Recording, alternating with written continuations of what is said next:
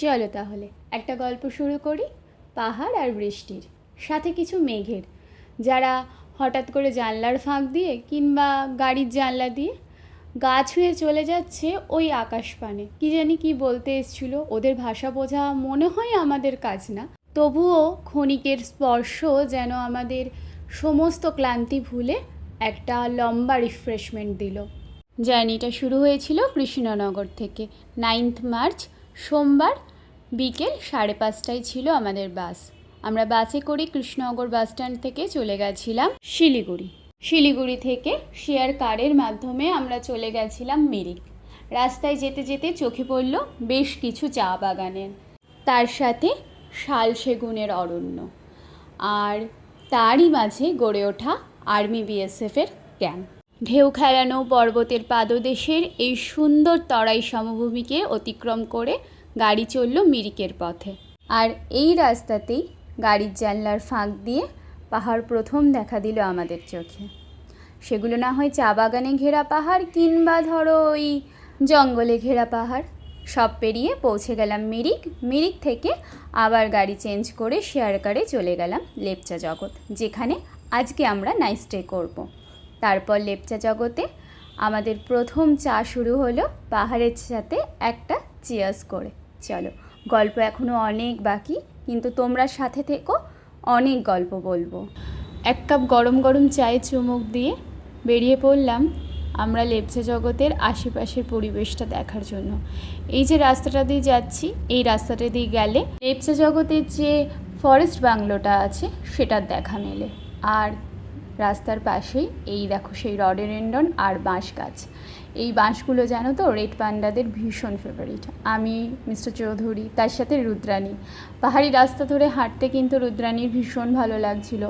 ও প্রথমবার পাহাড়ে গেল, এর আগে পুরুলিয়া গেছে, কিন্তু সেটা তো এরকম পাহাড় না, ওখানে ছোট ছোট পাহাড় আছে, আর এটা তো বিশাল পাহাড়।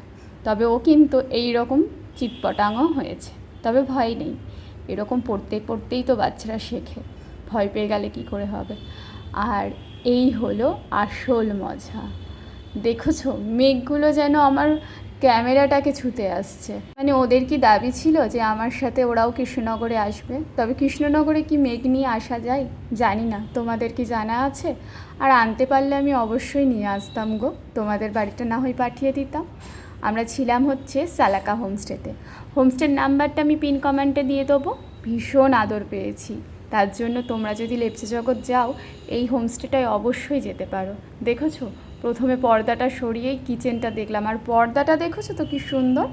তারপরে এইরকম গরম গরম ভাত, ফুলকপির একটা তরকারি, এটা হলো সর্ষে শাক, ঝুরঝুরে আলু ভাজা যেটা আমার ভীষণ প্রিয়, তার সাথে আছে স্যালাড আর মুসুর ডাল।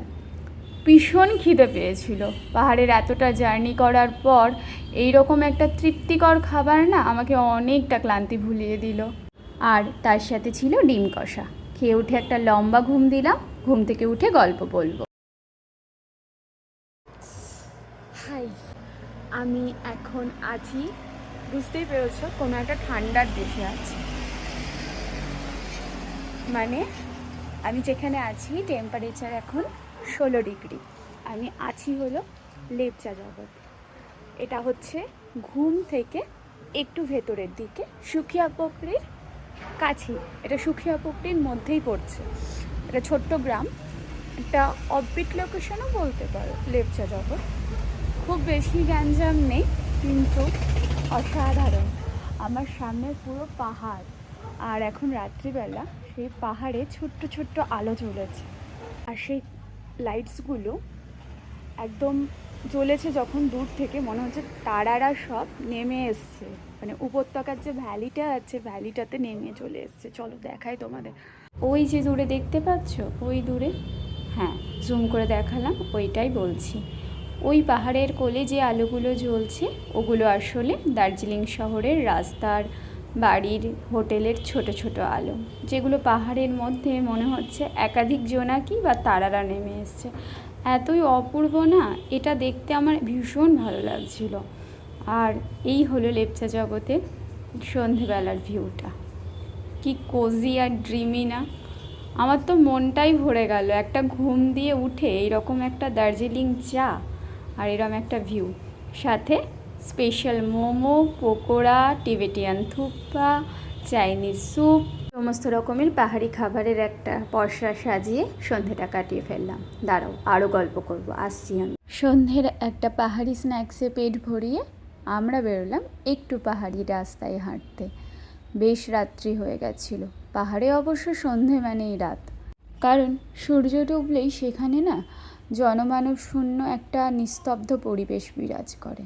আর লেপচা জগৎ যেহেতু একটা অফবিট লোকেশন, তাই লেপচা জগৎ সন্ধেবেলার পর থেকে বেশ শুনশান হয়ে যায়। দু একটা গাড়ির দেখা মেলে, তবে রাস্তাটা ঠিক এই রকম। আমি, মিস্টার চৌধুরী আর রুদ্রাণী অন্ধকারটাকে উপভোগ করতে বেরিয়েছিলাম।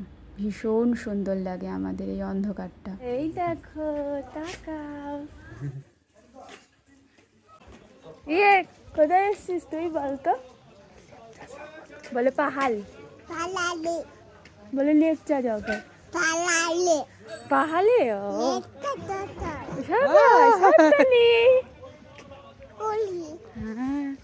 তবে এই অন্ধকারটার মধ্যে কিন্তু একটু সাবধানতা অবলম্বন করতে হয়।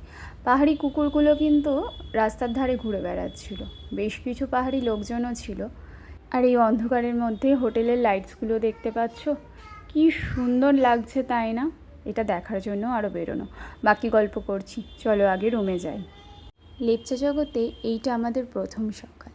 মঙ্গলবার দিন, মানে ওই 10ই মার্চ, আমরা প্রায় 12টা নাগাদ এসে পৌঁছেছিলাম লেপচা জগৎ। তার জন্য আর লেপচা জগতে সকালটা উপভোগ করা হয়নি। কিন্তু মঙ্গলবার দিন আমরা রাতে তাড়াতাড়ি ঘুমিয়ে পড়েছিলাম, যাতে একদম ভোরে ভোরে উঠে সকালটা উপভোগ করতে পারি। ভোর তখন 6টা। আমরা কিন্তু বেরিয়ে পড়েছিলাম পাহাড়ি রাস্তা ধরে পাহাড়ের ভিউ পয়েন্টগুলো দেখতে। আর সবার আগে গিয়েছিলাম এই পাইন ফরেস্টটায়। এই পাইন ফরেস্টটা না ভীষণ সুন্দর, দেখতে পাচ্ছ পাইন গাছের শেকড়গুলো কি সুন্দর পাহাড়ি একটা ওই সিঁড়ি বানিয়ে দিয়েছে।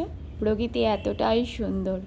আমরা প্রকৃতির থেকে শিখি, সিঁড়ি আমরা বানাইনি, প্রকৃতিই আমাদের শিখিয়েছে, তাই তো? না হলে কি আর পাইন গাছের শেকড় সিঁড়ি বানায়? ও হয়তো জানে কেউ ওকে দেখতে আসবে, তারই ব্যবস্থা করে রেখেছে। আর এই রাস্তাটা দেখেছো, এখান দিয়ে গাড়িগুলো সুখিয়া পুকুরি, ঘুম এদিকেই যাওয়া আসা করে। রাস্তার ওই দিকটা হচ্ছে সুখিয়া পুকুরি আর এই পেছন দিকটা হচ্ছে ঘুম। আর রাস্তার দুধারে সারি সারি পাইন গাছ। পাইন অ্যাকচুয়ালি সরলবর্গীয় উদ্ভিদ, আর এই যে অরণ্যটা, এটাকে সরলবর্গীয় অরণ্য বলে। পাইন কাঠগুলো খুব নরম হয়, কিন্তু এই কাঠ দিয়ে কিন্তু অনেক প্যাকেজিংয়ের কাজ হয়। এখন আমরা যেখানে যাচ্ছি, চলো তোমাদের নিয়ে যাই, একটু ওয়েট করো।